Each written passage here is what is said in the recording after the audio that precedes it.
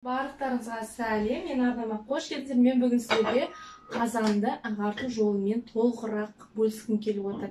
Бұл жолы біз бірақ тек кір сабынмен жұмыс істейміз және қазан қырғышпен істейміз. Мінекей мынандай қарап күйгені прямо кіріп кеткен несіне оңайлықпен алынбайды. Іші де сондай. Сыртына ағартамыз. Алдыңғы жолғы видеода біраз пікір қалдырғансыздар. Жаңағы жаман пікір де бар, жақсы пікір де бар. Неге сен қарайғанша қазанды ұстайсың, салақ қатынсың ба, салақ әйелсің деп жазған кісілер бар. Олардың барлығы маған айтылған сөздердің бәрі жүрегіме тиеді әрине, бірақ мен оны жүрегіме жақын алмаймын. Жазсаңыздар да байқап жазыңыздар.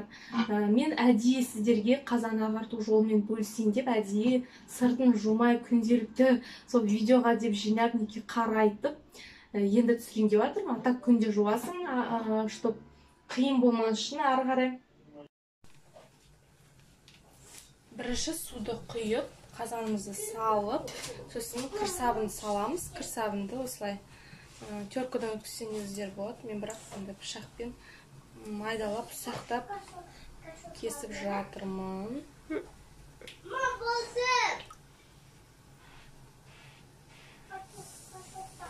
Солай майдалап.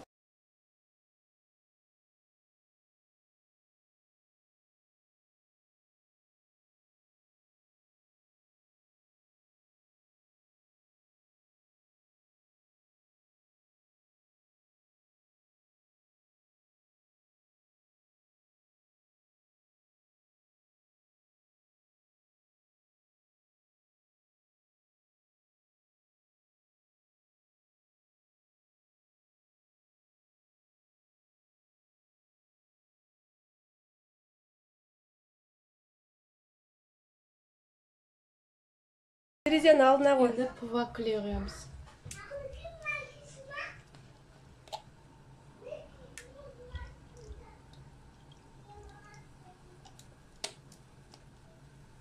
Көрдің ме?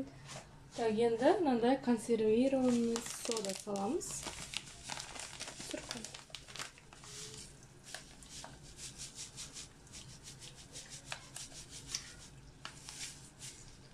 Осымен біз 2 сағатқа, ровно 2 сағатқа қойып қоямыз.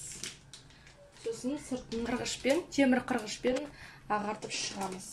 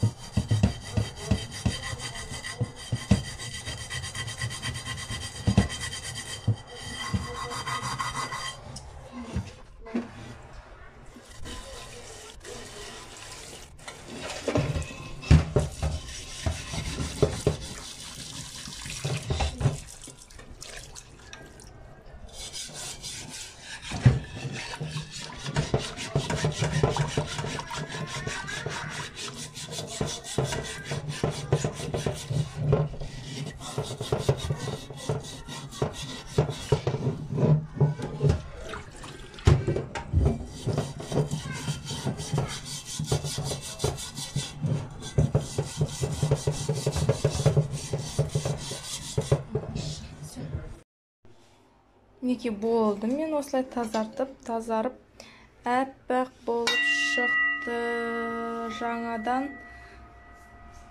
Жаңадан алған сияқты. Жаңадан сатып алған сияқты. Күшті. Сіздер де осылай істеп көріңіздер. Мен 2 сағаттың ішінде істедім. 2 сағаттың ішінде болдым. Ешқандай да қиындығы жоқ. Жасап көріңіздер.